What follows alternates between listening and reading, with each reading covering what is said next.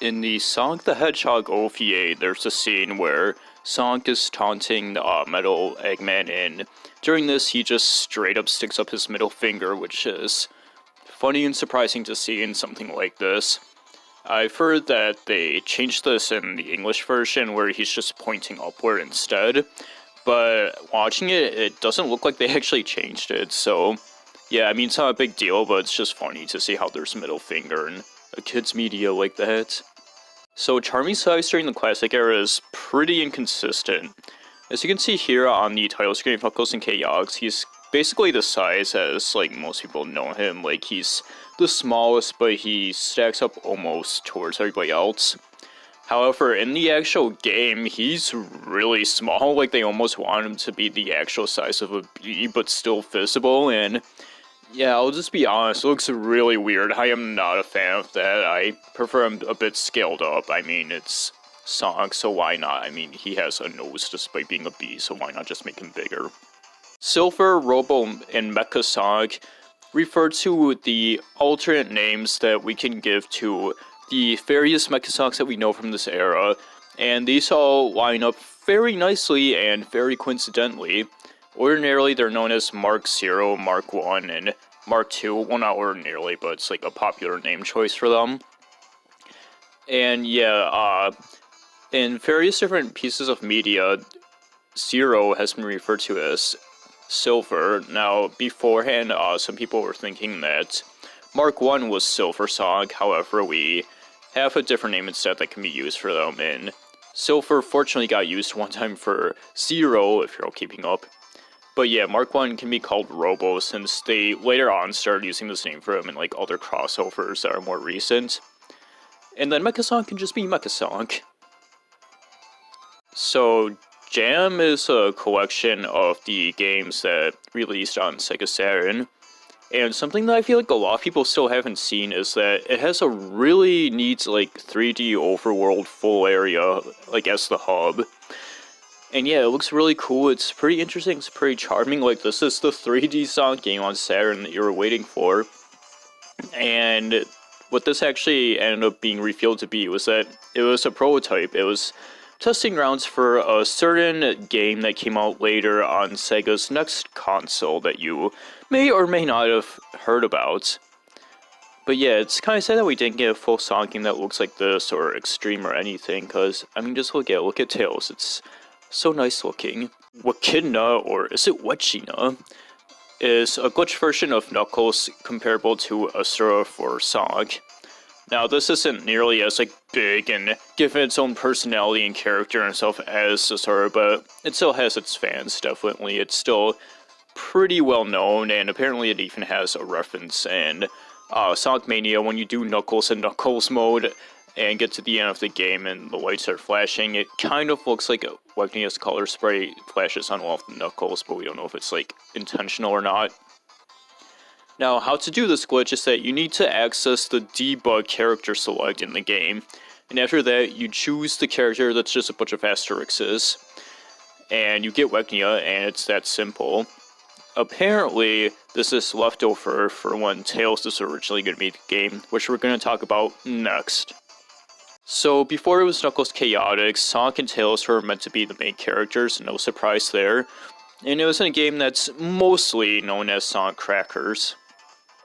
Now, despite being removed, Sonic and Tails, as you can see, still appear at the end of Knuckles Chaotix as a cameo. But their gameplay remnants are still left in there. Tails, we just talked about.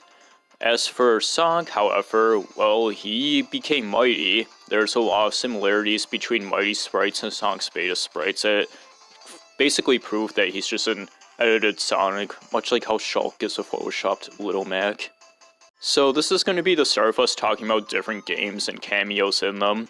And Fookie is a pretty well-known game at this point. It was maybe a bit obscure before, but it's exactly as it says. It's a game starring Fookie, but this came out before Sonic.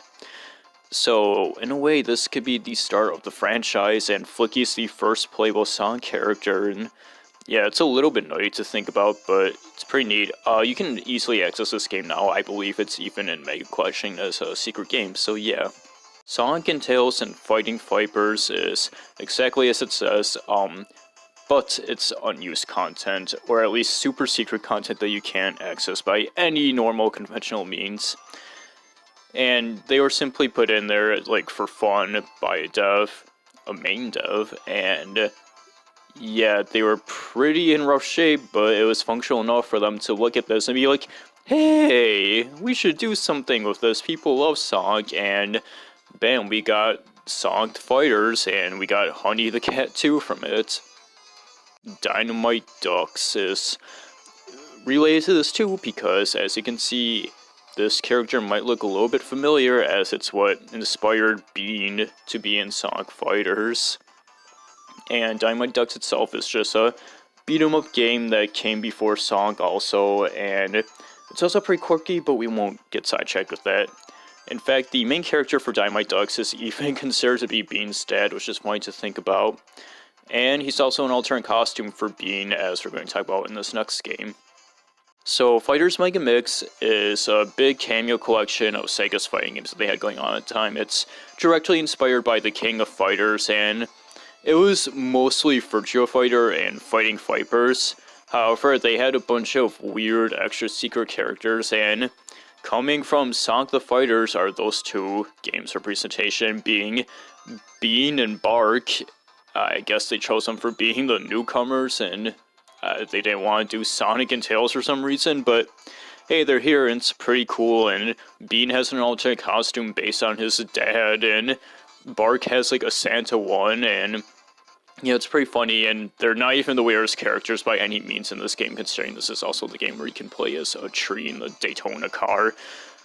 But yeah, aside from that, they also appeared in the manga for this, and we got some little extra bits of them, which is always nice because there's no fucking Bark content, is there? So Rad Mobile and Gale Racer are the titles for two games where the Sonic characters cameo as keychains. What's especially interesting about Rad Mobile, though, is that this was Sonic's first actual appearance in a game, was just cameo before he debuted in his actual own title. And then later on with Gale Racer, we got keychains of basically the whole gang, even the Mecha Sonics. Bean is a super secret, hard to get character in Virtua Striker 2. This came out after Sonic Fighters, obviously, but he is so secretive and obscure in this game that actual sources from magazines and such that try to tell you how to unlock him actually get this info wrong. It's super specific standards of choosing the right team, switching him out the right time while you'll have the right score, yada yada. And on top of that, it apparently only works in the arcade edition of the game, so good luck pulling all of that off while you're using it on an arcade cabinet with your coins or whatever. And on top of that, he makes a duck quack whenever he hits the ball, so it's worth it. And he's also huge. But yeah, that does it for this layer. Still just weirder stuff in the series, and then we got all of these cameos and stuff all of the way. Next up is when the weirder stuff starts to get in, so yeah, check that out.